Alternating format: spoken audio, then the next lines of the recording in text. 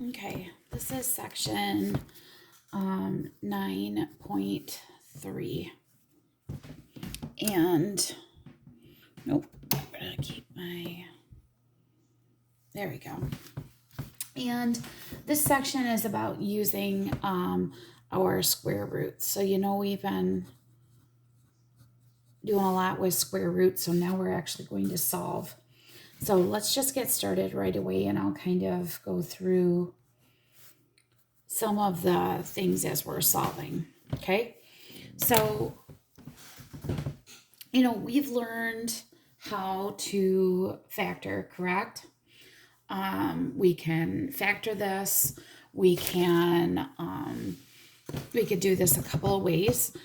We could pull out what we think. We can do that. We could divide everything by 3. We could do that. And I would get x squared minus 9 equals 0. And you know that's the difference of 2 squares. So I can go x plus 3 and x minus 3 equals to 0. So my answers are really 3 and a negative 3. That's one way of doing it. You can also solve this, okay, because there's just 2 pieces here. This doesn't have an x. I can add 27 to this side. Divide by 3. X squared is equal to 9. Now, what's the opposite of squaring something? Well, that's square rooting. Okay, so here's the thing. How do I get a plus and a minus? How do I get both? Well, if you stop and think, 3 times 3 is 9, right? But negative 3 times negative 3 is also 9. So this is one of those rules that when it actually has 2 solutions. So you have to put a plus and a minus. So you might want to highlight that. So there is no real property necessarily, but it's one of those inverse operations that we always do. So make sure you highlight that. Okay. Now, square root of 0 is just 0. You know, I can't do anything different with that. But you could solve this either way if you wanted. Okay. All right, how about this one? X squared minus 10 is equal to a negative 10. Okay, so because it's not set equal to 0, I can't really do this. I can't divide by 10, so I might as well solve it like I did over here and get this x squared all by itself.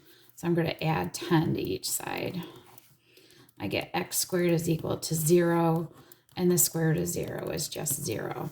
So this is another concept. The square root of 0 is just 0. Okay, another concept. And my last concept I'm going to put right here, negative 5x squared plus 11 equals 16. Okay, again, I can't divide by 5. So let's get this x squared all by itself by onioning that out, right? So minus 11, negative 5x squared equals 5. Divide by a negative 5 because that comes first before the x squared. And x squared is equal to a negative 1 square root. Oh, what do you get? Oh, it says on my calculator. So let me show you. So let's do the square root of a negative 1. Oh my, non-real answer. That's because you can't take the square root of a negative.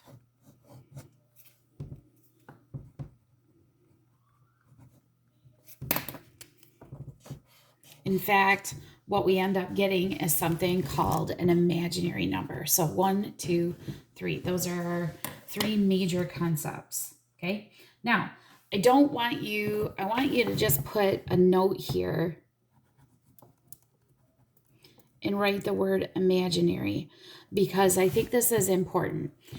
It's important to know this because this will explain why you still have roots, but they're just imaginary in a parabola.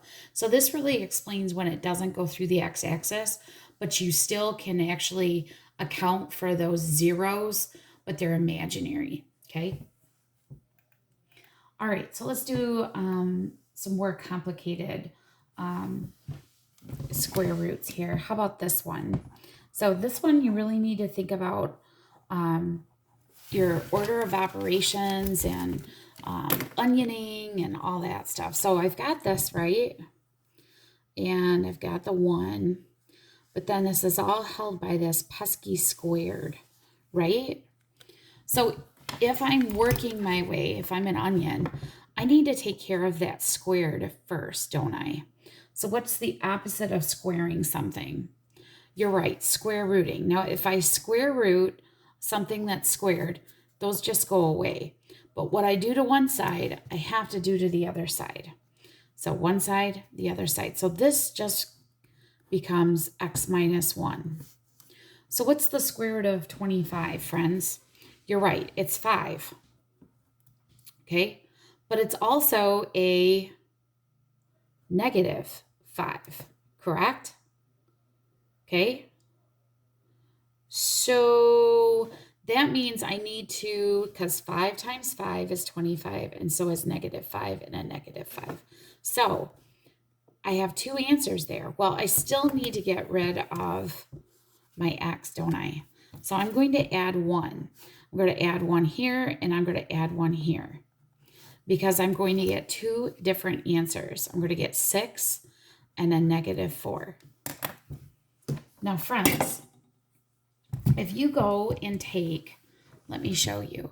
If you go and take your y equals, and you plug in this original value. So I'm going to go x minus 1 squared, okay, minus 25. Now, let me tell you why I did minus 25, because look, if I made this y equals, it would be x minus 1 squared minus 25, okay?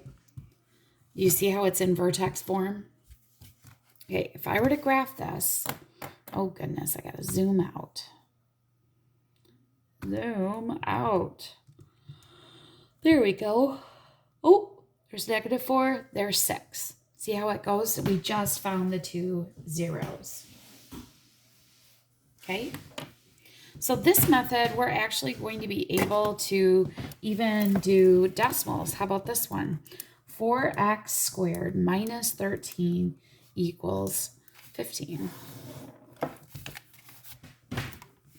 All right, let's solve for x.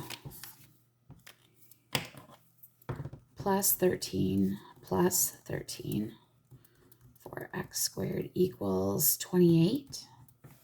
Okay, before I do the square root, I need to get rid of that 4. Divide by 4. So x squared is equal to 7. Okay, what's the opposite of squaring? Yep, square rooting. Okay, so don't forget that I'm going to have 2 answers, right? All right, so let's go to, all right, let's clear that. And I want the square root of 7. Let's round it to the nearest hundredth, which is 2 places past the decimal point. So 0.2, 0.6. See how it's 4 and then it's a 5. So give that 4 a shove. So 2.65 and a negative 2.65. Okay. Questions on that piece?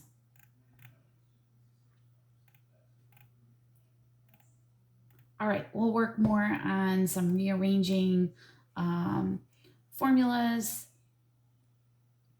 and things like that a little bit later. Okay, thanks, friends.